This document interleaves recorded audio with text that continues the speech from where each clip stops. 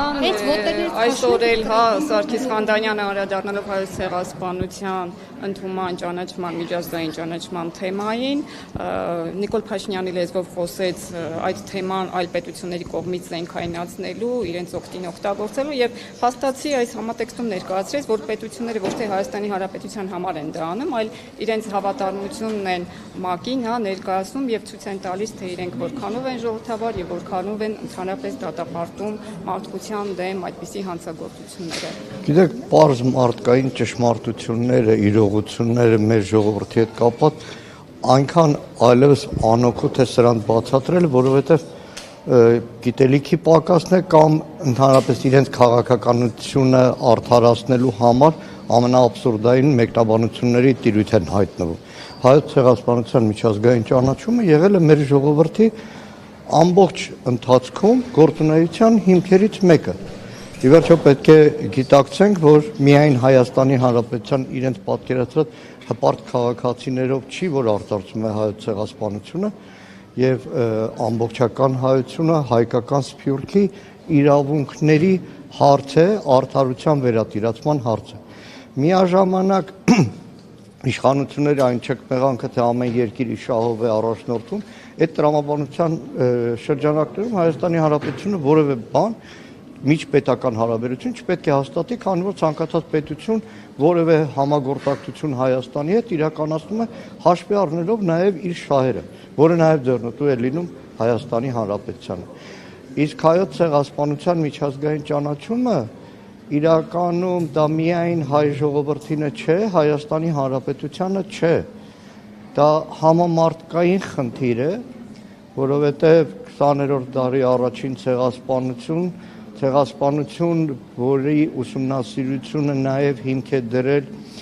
Լեմկինի կողմից ցեղասպանություն, ջենոսիդ բառի եւ տերմինի ու հասկացության ամրագրմանը եւ այս առումով ցանկացած երկրում սա նաեւ այսպես ասեմ սեփական օրակարգ է եւ այն խուսանավումը, խուսափումը, որ այս իշխանություններն իրականացնում են հայոց ցեղասպանության միջազգային ճանաչման, որևէ կերպ համադրելի չեն նախորդ տասնամյակներում 2000-ականներին հատկապես հայոց ցեղասպանության միջազգային ճանաչման այն մեծ հաղթարշավի հետ, որն իրականացվում էր Հայաստանի Հանրապետության արտաքին քաղաքականության եւ հայ դատի գրասենյակների հանձնախմբերի դաշնակցության համահայկական կառույցի ջանքերով։ Ես պարբերաբար միշտ մեջբերում եմ թուրք հայտնի հրապարակախոս լրագրող հիմա մահացած Մեհմեդ Ալի Բիրանդի 2000-ականների մի հոդվածի վերնագիր, որը այդ ցեղասպանության ճանաչման գործընթացը ձևակերպել էր հայկական ցունամի ու դատապարտում էր իրեն իշխանություններին, որ այդ ցունամիի դեմը չեն կարողանում առնել եւ ոչ էլ կարող են առնել։ Եվ հայոց ցեղասպանության միջազգային ճանաչումը նաեւ այն գործիքներից մեկն է, որ Հայաստանի Հանրապետության արտաքին քաղաքականությունը շատ ավելի կարող է զորացնել։ Բայց այս իշխանությունները հայտարարել են նաև Արարատ Միրզոյանի բերանը, որ արտաքին քաղաքականության Հայաստանի գերակայություններից առաջնահերթություններից այլևս չի եւ նաև հայ հեղափոխական դաշնակցությունն էր մտահոգություն հայտնել, որ սահմանադրական փոփոխություններով հնարավոր է ընդհանրապես պահանջատիրության հարցը դուրս բերվի օրակարգ։ Իրականում խոսքը վերաբերում է անկախության հռչակագրի հայտնի կետի, որ հետամուտ է Արևմտյան Հայաստանում եւ Օսմանյան Թուրքիայում հայոց ցեղասպանության միջազգային ճանաչմանը Հայաստանի Հանրապետությունը անկախության հռչակագրով, բայց իսկ հղում արդեն հայտարարվել է, որ չի լինելու նախագծում։ Տեսնենք, կապրենք, կտեսնենք կհասցնեն սահմանադրական փոփոխությունների, թե չէ, եւ բնակիչների նրանց Մանուկյան, եթե չհասցնեն։ Խորհրդարանում 9-րդ գումարում, որ մեր խնդիրն է նույնիսկ հանրաքվեի չհասցնել են խայտառակ նախագիծը, որը Ադրբեջանի եւ Թուրքիայի պահանջով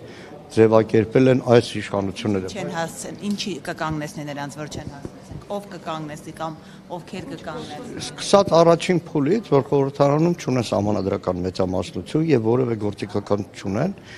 առանց համանդրական մեծամասնության, առանց խորհրդարանի նախագիծը վավերացման դնել համաժողովրդական քվեարկության։ Բայց մի բան անպայման ուզում շեշտեմ, Արարատ Միրզոյանը կասի, Նիկոլ Փաշինյանը կասի, քելնեմ վերև, կիջնեմ վար, հայոց ցեղասպանության միջազգային ճանաչման գործընթացը հնարավոր չի կասեցնել։ Իրենք չունեն թուրքական այն միլիարդավոր դոլարները, որ անցնող տասնամյակներին Թուրքիան ծախսում էր, բայց միշտ ծախողում էր։ Շնորհակալ եմ։ Երեք բանակում ոչ մարտական պայմաններում կրկին մենք զոհ ունեցանք, դրան հաջորդեց Նիկոլ Փաշինյանի այն հայտարարությունը, որ փոփոխություններ են լինելու, մասնավորապես ռազմական ոստիկանության պետին եւ այլ կադրային փոփոխություններ եւս, բայց ոչ Սուրեն Պապիկյանի եւ գլխավոր շտաբի պետի մակարդակով հիմա էլ քննարկվում է, որ ռազմական ոստիկանության պետ նշանակվելու է նախկին ոստիկանապետ Արամ Հովհաննիսյանը։ Դուք այս փոփոխությունները որքանով եք ճիշտ համարում։ Երբ լուրը լսեցի Զաքարյան Աշոտի պաշտոնակության, մի պահ ուրախացա, բայց բան էր, հետ հաշվարկ ուրախություն էր, որովհետև Զաքարյան Աշոտը 20 թվից այդ պաշտոնի չպետք է լիներ, որովհետև իրականում 100 անգամ են բարձրացնել այդ խնդիրը Պաշտպանության հանձնաժողովում, նույնիսկ մի պահ կար, որ առաջարկում էի առնվազն աշխատանքային քննարկում, որտեղ անցնող տարիներին ռազմական ոստիկանությունը զինված ուժերում ոչ թե կարգուկանոն հաստատող կառույց է եղել, այլ ուղղակի սանձարձակ մի համակարգ, դեք շատ մանր բանակին առնչվող խորքային բան է, մեր բանակում երբեք չի եղել, որ ռազմական ոստիկանություն ունենա այդ ձևի լիազորություն, հատկապես վերջին առնվազն 10-15 տարիներին, այսինքն հրամանատարից այն կողմ զորամասում որևէ մեկը չի կարող լինել։ Եղել են դեպքեր, որ նախարարության էլ է մազանգել, այսինքն զինվոր ծեծել, ամենաամբարտավան ձևով պահել, բայց բանա, այս իշխանության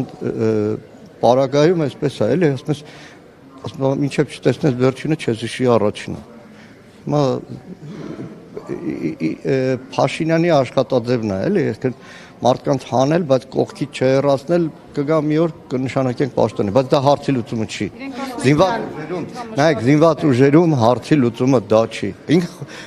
գլոբալ խորքային բան է։ Ձեր խմբակցությունում մասնավորապես դուք, եթե հնարավոր է նաև խմբակցության տեսակետը ասեք, երեկվա միջադեպին ինչպես եք վերաբերվում։ Թեման ուրիշեր ձեռնպակում եմ այդ թեման խոսել, նայեք, բայց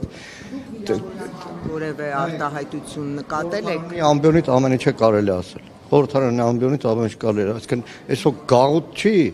Ռուբեն Ռուբինյանը Պրագոն այցացրել ենթամշակույթի քարոզություն չեմ անում, ինչ կարելի ասել, ինչի 21 թիվն եմ հիշում։ 21 թվի առաջին նիստերին այդպես էր, հիշում եմ մի ելույթին,